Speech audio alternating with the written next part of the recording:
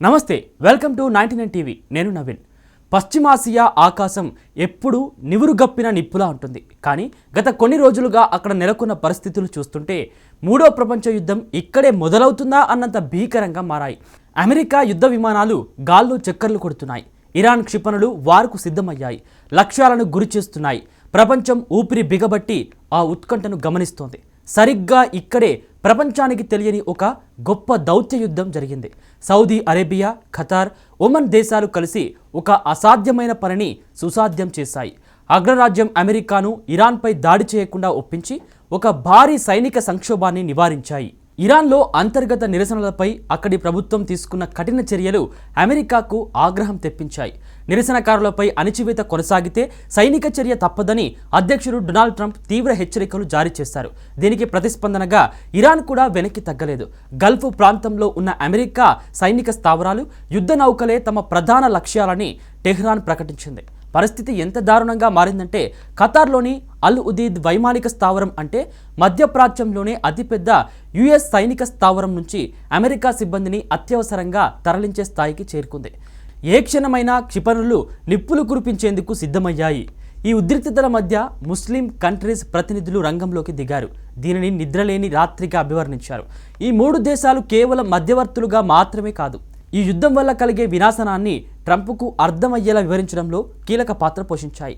America ఇరాన్పై దాడికి దిగితే అది కేవలం ఇరాన్తోనే ముగిసిపోదని, మొత్తం గల్ఫ్ ప్రాంతం తగలబడిపోతుందని, ప్రాంతీయ దేశాలతో అమెరికాకు ఉన్న దశాబ్దాల నాటి సంబంధాలు శాశ్వతంగా దెబ్బతింటాయని సౌదీ అధికారులు ట్రంప్ను హెచ్చరించారు.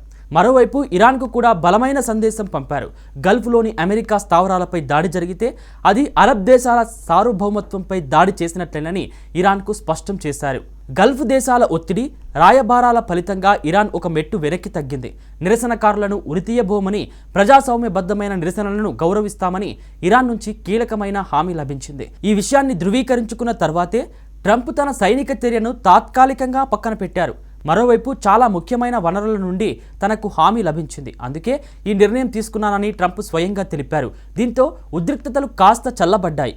బార్డర్లు ప్రశాంతంగా ఉన్నాయి. హై అలర్ట్లో ఉన్న ఆల్ ఉదీద్ వైమానిక స్థావరం వద్ద భద్రతా హెచ్చరికలను తగ్గించారు.